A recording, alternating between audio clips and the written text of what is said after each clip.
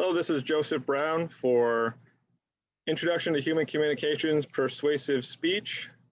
We're talking about, is there any reason why marijuana is still a federal crime while many states allow the use of it recreationally and medicinally? Is it really as dangerous as the government thinks it is? I firmly believe that it should be legalized and treated the same as alcohol or tobacco in this country. I've done some research throughout the internet and several articles to formulate my ideas and support my evidence. There are several states that already have legalized marijuana, recreational and medically. So let's take a look at the outdated laws, the potential economic benefits, and the prison populations that could occur if we were to legalize marijuana in this country. First off, we need to define marijuana. It is a Schedule I substance as per the DEA, and it is the strictest level of scheduling from the federal government. They are considered to have no medical value or medicinal use. Some other examples of Schedule I substances include marijuana, heroin, and ecstasy. It's interesting to point out that Schedule II substances, which are considered less harmful than marijuana, are methamphetamine, cocaine, and fentanyl, which in my opinion are much more dangerous than marijuana. All these come back from a long time ago, 1937, Congress enacted the Marijuana Tax Act, which made it a federal crime to possess, distribute, or produce marijuana. Now, it wasn't until 1970 that it was listed as a Schedule I substance. Harry Anslinger from the Federal Bureau of Narcotics made many claims about the dangers of marijuana, saying that it would cause people to murder, steal, and become insane. So we kind of know that, in my opinion, that obviously marijuana is not as dangerous as other substances in the same scheduling. Let's look at some economic benefits that could occur because of legalization. I'm going to do a little screen share here so we can see the little PowerPoint.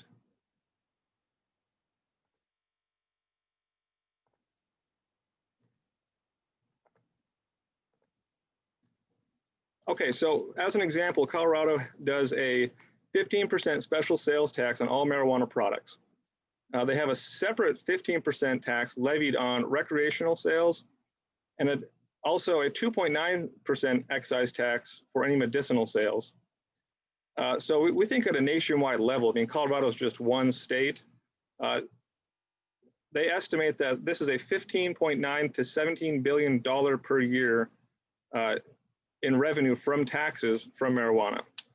We also have to look at the potential job and economic growth. We have, untapped natural resources for farmers.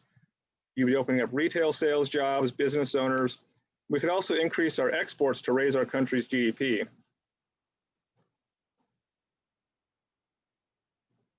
So that could be a huge change for America, whether that is through direct marijuana sales or through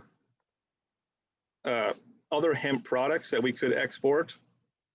But let's not just look at the economic value, let's look at the potential changes to our prison system. Again, we're going to use two states that have already been legalized for quite a while. In Colorado, they legalized it and then passed a measure that reduced the parole revocations for technical violations. And 1 year following this measure, the prison population declined by about 1,004. Again, also in Alaska, the prison population stabilized after legalization, but then when they passed a similar measure to Colorado, which reduced the reasons for incarcerations, their population declined by 7.35% after this measure was enacted. So even though the population may not have changed greatly, in my opinion, the reason for incarcerations seems more prevalent, like makes more sense to me that those cells should be open up for people who actually commit heinous crimes and should be incarcerated. These are the references that I used. It was DEA.org, DISA.com, the Salem Press Encyclopedia, learnaboutsam.org, and another article from the Bond Buyer. I'm gonna go ahead and quick unshare my screen.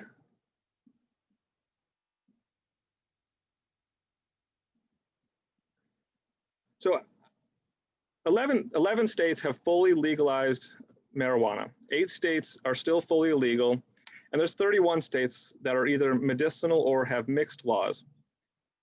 To me, it just makes sense to legalize marijuana. It's not more dangerous than meth, cocaine, or fentanyl, but the government still classifies it as such. Economically, we could benefit greatly from these changes, and our prison system won't be wasting cell space and tax dollars due to the legal use and distribution of weed. Reform needs to happen, in my opinion, and if we treat it as such as alcohol or tobacco, our nation would greatly benefit. Thank you for listening.